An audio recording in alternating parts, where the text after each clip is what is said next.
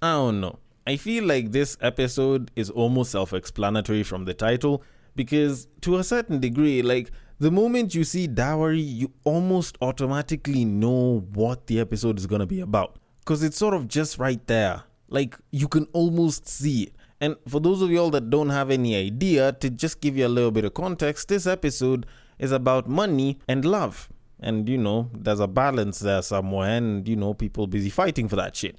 And interestingly enough, everything that I'm going to talk about is actually going to revolve around East Africa. Like, I'm actually not getting any stories from out there or anything. This one is completely local.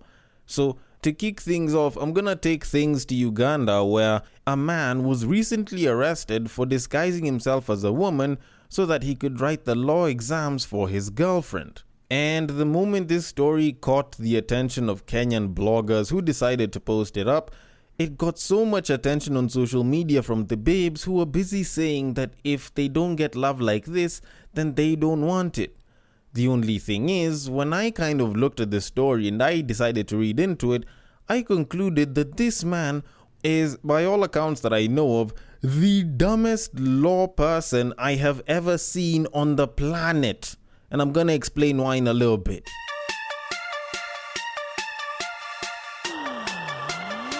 Get ready for the battle of the sexes.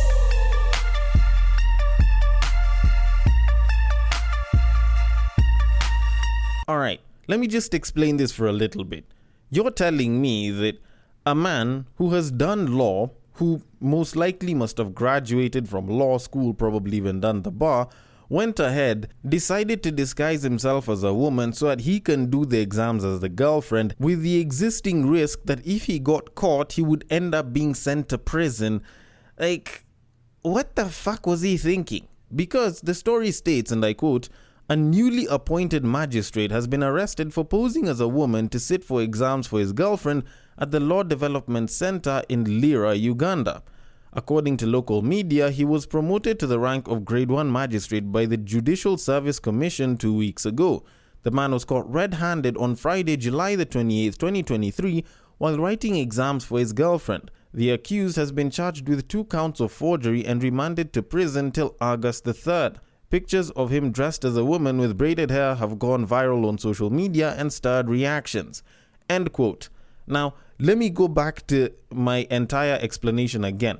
So, a man who was recently appointed as a magistrate decided to go and cheat on behalf of his girlfriend and now could possibly go to prison and might even have his rank as magistrate stripped off. And you still think that, this was such a loving thing that the man would do. Oh, anything for love. This is the kind of love we want. This nigga is one of the dumbest human beings ever.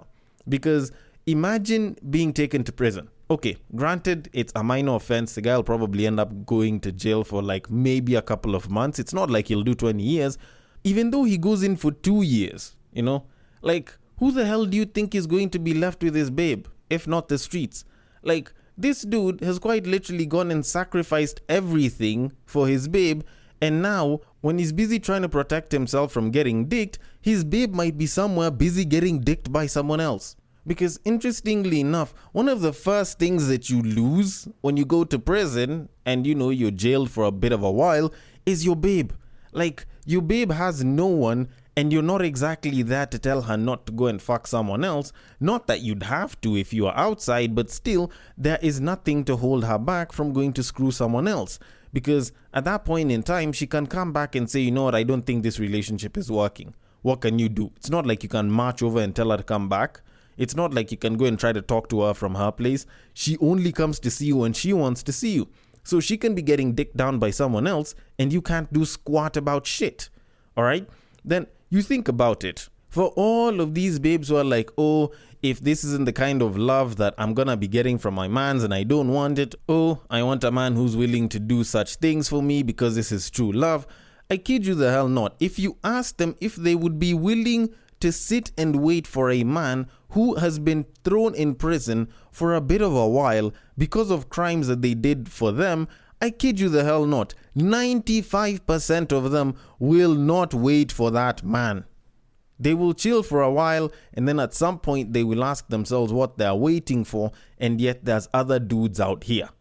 Like, I'm not even trying to sugarcoat this entire thing, because as sweet as it looks, at the end of the day, it's the guy that's losing out in all of this, as opposed to letting her do the exam and fail and even paying for her to do the exam again than going and doing the exam for the babe. So all in all, like I said, one of the dumbest law practitioners on East African soil. But that said, I need to start things off by saying, welcome to Breaktime on West Side, your number one Breaktime podcast, coming to you from Nairobi, Kenya. The man on the mic is a man who is not going to break the law for a babe, because they won't take the dick on my behalf when I'm in prison. He's a man who always wonders why astrology isn't the study of ass. It is none other than your tall, dark, and mildly handsome man, Sir Denver B. And I don't think I've actually gone off on a rant from like the first bit of the podcast that badly. I think it's just the fact that, like, in as much as that situation seemed so sweet, I just do not like how it's been romanticized as something good, yet it's actually one of the dumbest things you can do. Like, there has to be limits to the whole, oh, you know, I can do anything for my partner, because there's some things that just screw you over a hell of a lot more. You know, stuff like putting yourself in a position where you might end up being thrown into an environment where now you're the dude that has to take dick. But considering that I have gone off on the entire thing and I don't think I'd stop, and we do have a main topic to get into, we do kind of need to move into that. But before I do that, actually, there is something else that I did want to bring up, because there was actually quite a bit of information that I got this past week that I just felt was podcast worthy. And a pretty good example of it was the whole story of the nude lives, or at least the lives on TikTok past midnight that apparently Kenyans were complaining about, which involved women being very, very explicit with, you know, showing their parts and shit.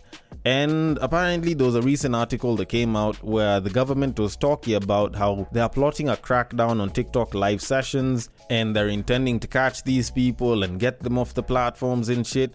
And to be very honest, I don't know if that's really the solution to the entire problem. Because let me just read the article for you. ICT Cabinet Secretary Eliud Owalo on Wednesday, August 2nd, promised to review the regulatory frameworks in place to regulate night TikTok live sessions accused of airing immoral content. Speaking during an interview, Owalo revealed that the move was part of the government's commitment to curb the misuse of social media platforms.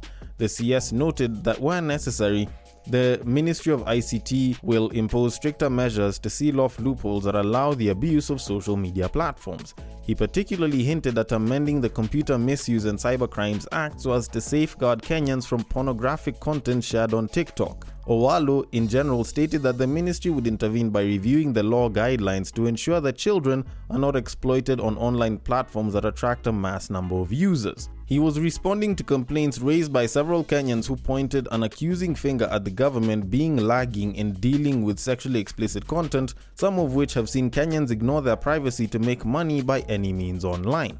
End quote. Or at least I'll end quote it there. Now, the way I'm looking at it, the way these guys are trying to address it, to be very honest, at least from my perspective, I don't think it's an ICT issue more so than it is a social issue that actually needs to be looked at. Because personally, for me, it's not the first time I've seen something of the sort. Because, like, I think it was 2019, 2020, someone messaged me on Facebook after sending me a friend request, sent me like 1-2 pictures, I think it was of like titties or some shit, and like one nude, and she asked me if I was willing to pay for them. And to be very honest, that's actually how a lot of these babes on TikTok at night actually behave. Because this whole night live TikTok session thing that's been happening is pretty much people who assume that, it's after hours, kids are asleep and shit. They want to go and start selling nudes and shit and do explicit acts on camera, for money, pretty much. And to a certain degree, you can call this, ultra low budget OnlyFans and shit, which, that makes sense. It's just that when you kind of look at it, it's not like they're doing this shit necessarily because that's what they've always wanted to do, but they're doing it because it's a way for them to make money. Like, if you actually go on any one of those live TikTok sessions, because I've seen a clip of one of them, it's literally just people offering nudes at the cost of a couple of 100 shillings. And you send the money there, and she sends you like either nude videos or nude photos or some shit, And I'm guessing probably they even do some of the more explicit acts during the TikTok live. Now, can they crack down on it? Can TikTok do something about it? Possibly. But at the end of the day, this is more a social issue than it is an ICT related one, or at least an IT issue or a platform issue. I think the issue is that there's a lot of Kenyans that do not have access to an income or, a way to make a living, and they're opting to do that so that they can make money because it's the easiest way for some of them to make money. And when you get to a point where people believe that the money is worth more than their dignity because they do not feel that the dignity has value, they do not feel like their public reputation has value per se, and they're willing to go and get the money by any and all means, then we need to review how a lot of the youth are actually finding ways to make money. Because at the end of the day, if they had different opportunities that would allow them to make pretty much the same kind of money, or just, good money in general, then they probably wouldn't be going there. Because I bet that there's a couple of people who kind of looked at the idea of selling nudes online at first and they were like, no, I would never do that. I have too much dignity in myself. And over time, the broker they got, the more they realized they wanted things that required money, or the more they felt the pressure to get the money, the more they leaned into it and they were like, you know what? It's not like the dignity is gonna feed me. Because that's the sort of thought process that gets people to that level. But anyways, maybe that's just me and how I look at it, but you can send me your thoughts on the entire thing via DMs on the social media platforms in the description, because I am going to move things on and take it to our main topic of today. Now, normally I'm not the biggest fan of Kenyan celebrity gossip, and for the most part it's usually just because anytime you can see some form of celebrity gossip, there's usually the assumption that they're probably trying to drop an album or trying to drop a song, and most of that shit is just mere clout chasing. Like, that's how it's been for a bit of a while, and I believe I, just like many other Kenyans, look at Kenyan celebrity gossip as just that. But I actually stumbled onto an article over the weekend which kind of piqued my interest a little bit. Now, it was the Kenyan musician known as Arrow Boy who started a fundraiser via social media in response to his baby mama or girlfriend, I'm not sure which one of the two, if not both she is, demands for dowry payment. Now, apparently she had gone with him to see the parents made a dowry ask, and the guy didn't have enough of it to actually go and pay dowry. So as of right now, Nadia Mukami is claiming she's single and the guy needs to go and get the payment ready, then they can go and officiate the whole bond and everything, at least on a traditional level. Now, me seeing this was a little bit weird because personally I've never seen anyone fundraising for dowry, at least, beyond the family level. And also, some of the shit that was being said over here just did not make sense. So I'm just gonna read the article real quick, then I'm gonna get into my thoughts on the entire thing. So the article says, and I quote, Kenyan singer Arrow Boy, real name Ali Yusuf, on Friday, August the 4th, began a fundraiser appealing to his fans to contribute to him to meet Nadia Mukami's bride price to make their relationship official. In a post on his Instagram stories, the hitmaker admitted that the couple were not yet officially married, confirming Mukami's claims that he was yet to pay the required dowry to her parents before tying the knot with her. He appealed to his fans to contribute through his mobile money number, as he was working on alternative ways his fans can use to raise funds to facilitate the dowry payment. During an earlier interview with Kiss FM, Mukami boldly claimed that she is still eligible to be with someone else as a result of Arrow Boy yet to meet the dowry requirements, arguing that their relationship was temporary. Not willing to mince words, Mukami claimed that focus can be shifted to other individuals elsewhere as a way of exploring their options before deciding whom he or she will spend eternity with. She says, and I quote, I am single as far as I know until the father of my child pays my dowry. It's a fact. I'm not married. He has not paid any dowry to my parents. He is with me on credit. I'm still in the market. We need to tell our men that if you have not paid the dowry, then one leg is here and the other is elsewhere.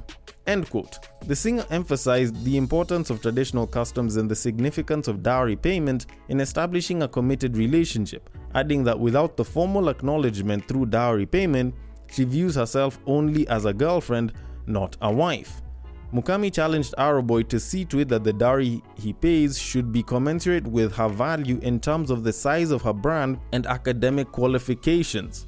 And I'll end quote it there. Now, okay, after reading this article, to be very honest, I have a couple of issues with this entire thing. And yes, I know it might be a cloud chase for all we know. They could be releasing a song together for all we know. But at least as a point of discussion, because I feel like this is something that needs to be talked about, I think that for a lot of us today, we have a very, very wrong view and perception of dowry. To be completely honest, as opposed to what was there traditionally, as opposed to what like African cultures, or at least our African cultures, used to look at in the name of dowry, we have a very, very different outlook right now. And it's a very, how would I call it, transactional but sort of toxic kind of perception of dowry. Because when you look at the concept of dowry back in the day, it wasn't as transactional. I don't think it was made to look as though you're selling the babe, which is kind of what it looks like nowadays. It had an actual meaning, and it was a lot less to do with the money, or at least the monetary value of the dowry, and it was more about strengthening the bond between both families. Now, don't get me wrong, it's not like people used to get low bride prices and shit. They were still high, but there were ways that people would get around that. Some communities would even intentionally make the bride price high because they wanted the man to visit their side of the family a lot more, in bringing the rest of the bride price in installments over many years, so that the family can continue to have that bond and to strengthen it. Like, this was actually a thing, and I tend to think that it still is a thing. So for someone to be like, oh, the bride price is too high, and now I need to fundraise for it, like, I feel like there's other ways to do that shit. And if it's high, then it's supposed to be broken up into installments and all. But I don't know, maybe it's just me. But anyways, back to the whole perception of dowry. Actually, most people think of dowry today as you are paying for the girl to come to your family, so now she is your property, which actually isn't the case. That's not how dowry is supposed to be looked at. Ideally, dowry is actually supposed to be treated as, in some ways you can say that it's a form of gratitude for the kind of girl that's been raised and how good she is, and the fact that you're very thankful that they've given you the blessing and permission to marry her and bring her into your family. So you are giving the dowry as a form of gratitude. That's one way that it's done. Another way that it's looked at is almost sort of like a sense of compensation, because this is someone we're taking from your family into ours. All right, at least I'm saying ours as the guy. So when we're taking someone from your family into ours, we're not just leaving you all high and dry. We want to give you guys something as our show of thanks and our understanding that this is someone that we've taken from you, but we do not want to leave you guys without anything. Like, when you look at it from the cultural perspective, that's actually what the dowry was for. And especially considering that dowry originated from a time when people didn't have money as the trade, then it would make sense for that, because you can bring the cow, and when you're making the payment of dowry, like, one of the cows that you brought might end up being the one that's slaughtered, and people will use it to have the feast of the wedding and so on and so forth. Both families come together and they share in a meal and shit. Like, you find that is how dowry is utilized, or at least that's one of the ways that dowry is utilized, to create that kinship bond. So to look at it and to think that, there's people that are out here busy trying to overprice the fuck out of women simply because, I don't know, I've taken this child to university and they've done this and they've done that. Like, I look at it and I find it to be particularly off-putting, because now it's like it's being treated as a cash grab, and you're trying to use dowry in a transactional sense, and you're now starting to put a price on her head, which can now sometimes, in some cases, be looked at as permission to pretty much treat her like, their property. And at the end of the day, people will still run around the whole term of, well, he paid dowry for her, that's his responsibility, or that's up to him to decide what he wants to do with her, which now just sounds wrong. Like, you kind of think about it, that's the darker side of it that people don't want to bring out, because on one end, people want to maintain the cultural value of, oh, a woman has to have the dowry paid for so that she can get married, then they get the cash grab. Then afterwards, if the man is abusive, they don't want to run around the whole transactional nature of, oh, now technically she's his property, and they're like, you know what, leave him, sis. Like, choose one side of the fence that you want to be on, all right? Stop trying to dance around both, trying to benefit from both ends, because clearly there seems to be a problem. Because that just seems wrong. Kind of like the same way the whole perception of the woman and everything that they've managed to accomplish seems pretty wrong as well. Because that whole determination of the value of the girl child in the bride price based off of the stuff that they've put her through. So, I've put her through school and there's all of this, especially when this babe was busy talking about how apparently the dowry that he pays should be commensurate with her value in terms of the size of her brand and academic qualifications. I'm like, come on, bruh. Like, this shit doesn't seem to make too much sense. Like, if this nigga went all the way to PhD level, so his academic qualifications highly outrank hers, should they now be paying dowry for him because he's a man of value? Like, this is the shit that I just don't understand. Because yes, we're supposed to be paying for the value, but what the fuck is her university education supposed to do for us? Like, don't get me wrong, on a statistical level it means that you are prone to having smarter kids and shit like that, but it doesn't necessarily mean fuck all. Like, a university education is almost standard practice for most people nowadays. And you can bring up the whole thing of her brand, but her brand don't mean shit to him, because it's not like he's going to be benefiting in any way from the fact that he just married a famous babe. Because at the end of the day, her money will mostly just remain her money. He won't gain shit. So to look at it and to see people try and argue shit out like that just seemed particularly wrong for me. And I think the other part of it that just made it all funny was how now this babe decides to go on to Kiss FM and talk about how up until the guy puts a ring on it, she's technically still a single babe, and other guys can go and, throw their hat in the ring. And the whole thought of that just seemed off, because technically for someone to get to a point where they now want to pay dowry, at least in today's terms, you're technically their fiance to a degree. To get to a point where you're now starting to do that, oh no. Like, this whole exercising of options thing just seems wrong. Because if that's the case, then this dude can go and fuck around as he's busy trying to rack up the cash, and once he's racked up the cash and has gone and has paid for everything, he's technically done his bit.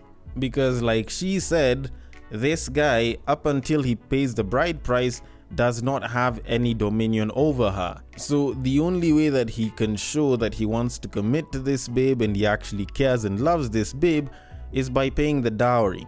Everything else probably doesn't have to be done, because clearly she's technically still single. Because essentially what she's telling other women, to quote Beyonce in some way, shape or form, if he liked it, then he should have put a ring on it. And if he hasn't put a ring on it, then he clearly doesn't like it. Although at the same time, all he has to do is just put a ring on it. Of which I'm not sure if that'll actually benefit the babes in the long run, but hey, if you want to follow that advice, that's entirely up to you. Although, to kind of conclude all of this, let me just say this. Personally speaking, I am not of the opinion that the dude should be holding a fundraiser so that he can accumulate cash for the dowry. I think maybe if he just went and did a couple more gigs, he'd rack up the cash. Not unless if it's a shit ton of money, to which you have to start questioning if the problem is the money or the family that just doesn't want you to marry her. Or maybe she doesn't want you to marry her and she's using the family to impose such a high bride price that it's near impossible for you to get it, at least within a certain period of time. Either way, I do not like the fact that dowry has been monetized so much so that it's such a transactional thing, because now if that's the case and people have moved beyond the point of dowry making it transactional, then maybe we need to get rid of it. Maybe we need to have it such that now you don't have to pay a single thing, but as long as you get the blessings from the parents, you guys can move along and get married. Because clearly people have turned it into a cash grab, and we're not really in for that shit. Or, and this is probably a much better left field argument to make, Instead of making it the money, take it back to how it was back in the day. Take the cows, the goats, the chicken, and the sheep and use that as the only currency for dowry. Otherwise, these people are going to continue trying to make this shit a cash grab. Either way, I might be wrong on this shit, I might be right on this shit. I want your thoughts on it. The DMs are open on IG, on Facebook. It is at Breaktime, on Westside, on Twitter. It is at Bagaka the D. Thank you so much for listening all the way till the end, and I will catch you guys on the next break.